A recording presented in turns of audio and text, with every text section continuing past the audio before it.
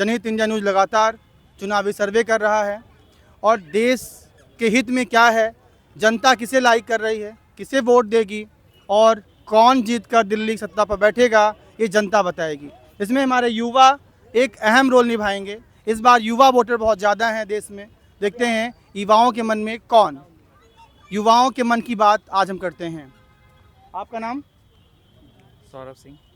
सौरभ सिंह जी, इस बार चुनाव नज़दीक है, आप किसे वोट करेंगे? जी, हमारे हिसाब से तो प्रगति को करना चाहिए। प्रगति कौन है? प्रगति अभी तक तो हमें नहीं दिखा है पिछले 75 सालों में। पिछले 75 सालों, मतलब आप कहना ये चाह रहे हैं 10 साल की बीजेपी गवर्नमेंट, उसके पहले की जो भी कांग्रेस गवर्नमेंट थी, किसी ने कोई प्रगति नहीं की आपके हिसाब से? नहीं, हमको तो नहीं दिख रहा है क्योंकि अब ना पहले हमारे बहुत बाद में चाइना आज़ाद हुआ और हमारे बगल में पाकिस्तान है, एक तरफ बांग्लादेश है। आपका जीडीपी, उनका जीडीपी और चाइना का जीडीपी आप मैच कर लें, पता चल जाएगा जी। और आपके जो भी मित्र देश हैं उनसे आप देख लें। अभी तो हाल में आप इजराइल से हाथ मिला रहे हैं। इजराइल की स्टडी पॉलिसी क्या है कि वहाँ पे एग्ज़ाम बच्चे नहीं देते हैं, और आपके यहाँ क्या स्टडी पॉलिसी है कि आपके यहाँ एग्ज़ाम में नकल हो रहा है। इस बार आप किसे वोट करेंगे? हमारा वोट तो नोटा पे जाएगा, नोटा। डायरेक्ट। आपका नाम? आशुतोष राठौर। आशुतोष जी, इस बार वोट नज़दीक है, आप किसे वोट करेंगे? वही नोटा। नोटा? जी, क्यों भाई, इतनी नाराज़गी किससे है? क्योंकि विकास दिख ही नहीं रहा है कुछ, बराबर नकल हो रही है, एग्जाम लीक हो जाते हैं जितने भी एग्जाम। विकास किस क्षेत्र में दिखाई नहीं दे रहा? बीजेपी कहती है, लगातार कहती है हमने रोड बनवाए, हमने व्यवस्था हाईटेक की, हमने टेक्नोलॉजी को बढ़ावा दिया। बनवाने से क्या होगा? अब बीजेपी नहीं कह रही है। कोई भी पेपर देने जाओ पहले 50 करोड़ 70 करोड़ में बिक जाता है, क्या मतलब है इससे? मामला गंभीर है। बताइए आपका वोट किसे जाएगा? नोटा पे। नोटा पर? कंफर्म अरे है। कांग्रेस कह रही है भैया हमें लाओ, हम पेपर लीक नहीं होने देंगे। हम कांग्रेस कह रही है हम आएंगे 30 लाख नौकरियां देंगे, पक्की नौकरी देंगे।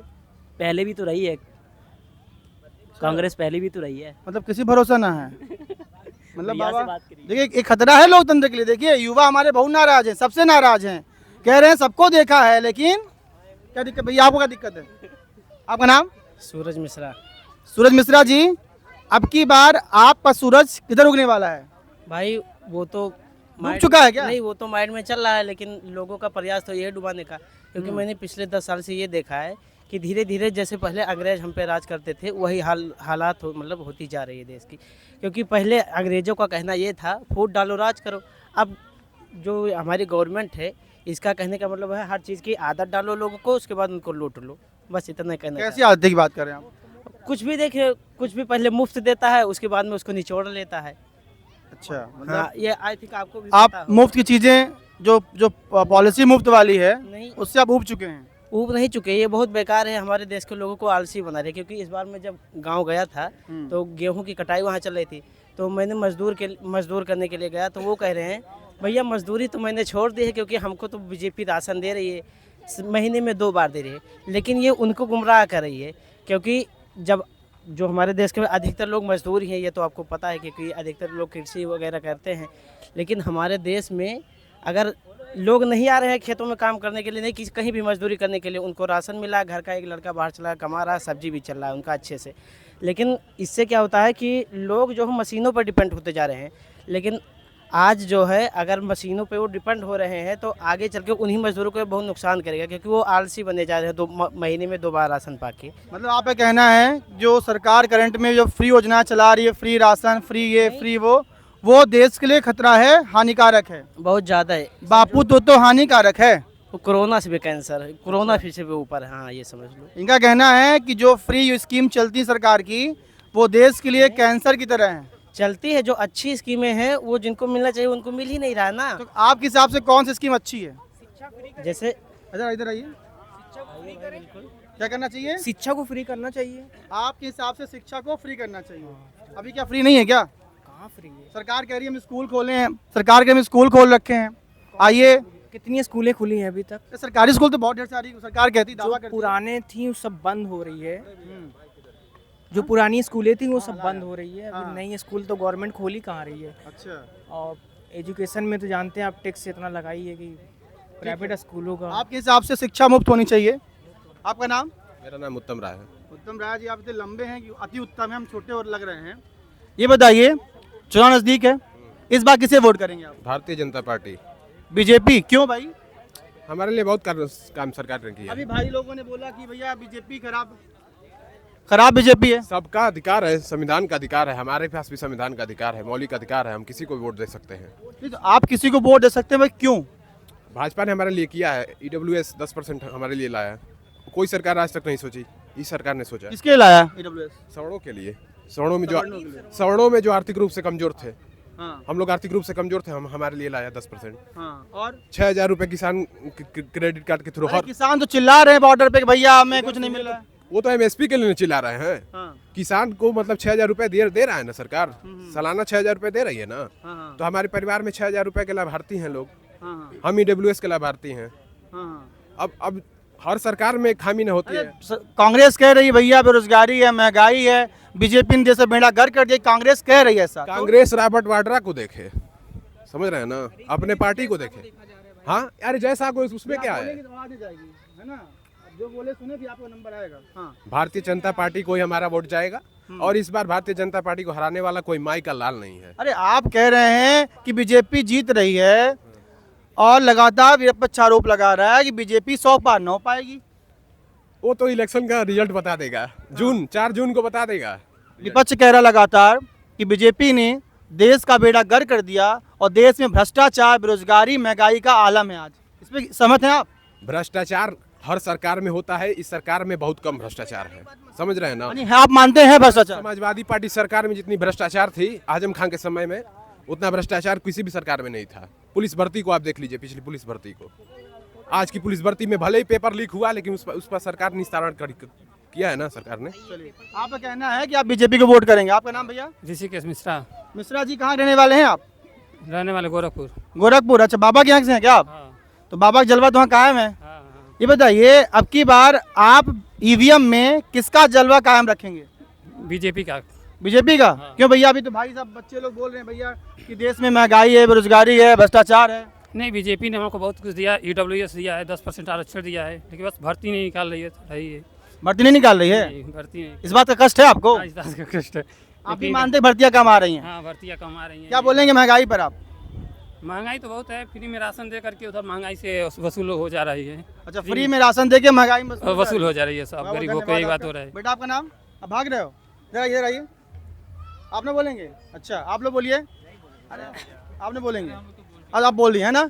चलिए, ये हमारे युवा हैं, अब पूछते हैं आम आदमी से और लोगों से। मैडम, आपका नाम क्या है? आपका नाम नहीं बोलेंगी आप? जरा बताइए, आपका नाम क्या है? संजीव। आप किसे वोट करेंगे इस बार? देखते हैं, बताते हैं। अच्छा, ये बताइए, देश के विकास के लिए कौन जरूरी है? आपको क्या लगता है कि आपके विचारों में देश का विकास कौन कर सकता है? पार्टी विशेष? हाँ, पार्टी विशेष। अब ये सोच के बताते हैं। अच्छा, आप ये सोच नहीं पाए। चुनाव तो है 25 मई को। 25 मई को। कब तो सोच पाएंगे आप? बस जल्दी। चलिए, सुनिए, धन्यवाद आपका बहुत बहुत हमसे बात करने के लिए। और लोगों से बात करते हैं। कुछ बोलना है आप लोगों को? नहीं बोलना? आप लोग बोलेंगे चुनाव में, बेरोजगारी में, महंगाई में? नहीं? अच्छा, देखिए, ये युवा है, बेरोजगार हैं, और इनका कहना है हम जैसे ठीक हैं, तभी तो टहल रहे हैं, घूम रहे हैं। चलिए, और लोगों से बात करते हैं। अब की बार 400 पार। हाँ, और उनसे बात करते हैं।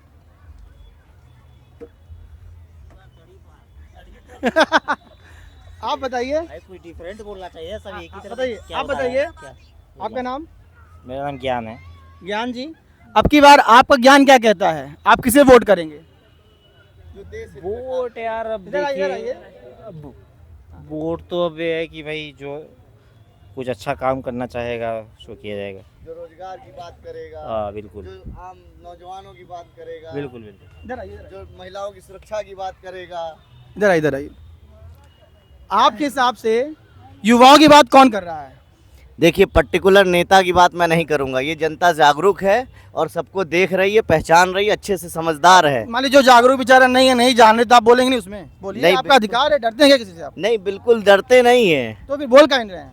ये देखिए, वोट किसको देना है ये स्वयं का सब लोग जान ज्ञान गुप्त मतदान करेंगे आप? हाँ। चलिए कोई बात नहीं, देश की बात करेंगे। बिल्कुल देश की बात ये बताइए, लगातार सरकार दावा कर रही है कि 10 सालों में हमने खूब विकास किया, खूब नौकरियां दी हैं, कहीं कोई बेरोजगारी नहीं, कोई महंगाई नहीं है। युवा जो टैलेंटेड है, पढ़ा लिखा है, वो नौकरी कर रहा है, जो सिर्फ डिग्री ले रखा है वो घूम रहा है। इसमें क्या कहेंगे आप? चलिए, मैं उत्तर प्रदेश में रहता हूँ, जन्म से ही रह रहा हूँ, उत्तर प्रदेश में ही मैं नौकरी भी कर रहा हूँ, लेकिन पिछले 6 सालों का या 7 सालों का इतिहास उठा के देख लीजिए कितनी वैकेंसी आई है। आप खुद आरटीआई भी डाल सकते हैं।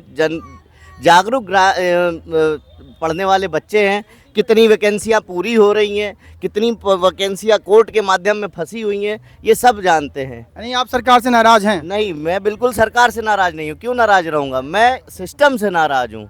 सरकार सारी काम करती है। क्या एम्स नहीं था? क्या अस्पताल नहीं थे?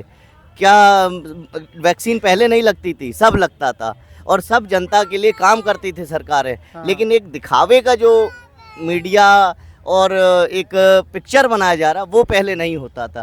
पहले भी नियुक्तियां मिलती कैसी थी। पिक्चर बनाई जा रही है? मैं बता रहा हूँ, पहले नियुक्तियां मिलती थी तो उसका प्रदर्शन नहीं होता था। बच्चा नियुक्ति पाता था, घर पे मिठाई बांट देता था, अपना नौकरी करता था। अब राज्यपाल हो, सांसद हो, पहले नौकरी बांटेंगे उनको, फिर उनको महीना भर अटकाएंगे, उसके बाद पता चला कोर्ट में चला गया। नियुक्ति पत्र मिल मिल के लोग कोर्ट में अटक गए हैं। ऐसा भी वाकया हो चुका है अब के दौर में, ऐसा पहले नहीं होता था। सरकार कह रही है हमने बहुत विकास किया है। बिल्कुल विकास उनके नज़र में तो किया ही है। विकास आप कब नहीं नज़रों हुआ? में क्या है? देखो, मेरे नज़रों में तो ये है कि हम लोग 4 साल से 5 साल से तैयारी करते हैं, वैकेंसी आती है, फॉर्म भर देते हैं, सारे लोग बच्चे। अभी पुलिस का ही छोटा सा उदाहरण ले लिए, 60 लाख बच्चों ने फॉर्म भरा, 400 रुपये फीस दिया, उसके बाद तैयारी करते रहे। लड़के लड़कियाँ तैयारी करते रहे, जान से पेपर दिए और पता चला पेपर तो पहले ही आउट था। पेपर होने के दौरान आउट नहीं हुआ। पेपर आउट होने के लिए तो कौन जिम्मेदार? ये तो पहले ही पकड़ लेना था। कौन जिम्मेदार? आप किसे जिम्मेदार ठहराते हैं? किसको? सिस्टम को और सरकार को। ये सरकार की नैतिक जिम्मेदारी है कि पेपर आउट ना हो, बच्चों का जो भविष्य है वो सुरक्षित रहे और वो अपने रोजगार के लिए काम करें। उत्तर प्रदेश में सरकार भ्रष्टाचार कर रही है क्या? देखिए, भ्रष्टाचार हम और आप उसके जिम्मेदार होते हैं। सरकार नहीं है। सरकार, देखिए, सरकार सख्ती करती है, लेकिन सिस्टम में जहाँ लूप होल होगा हम और आप भ्रष्टाचार को बढ़ा देते हैं।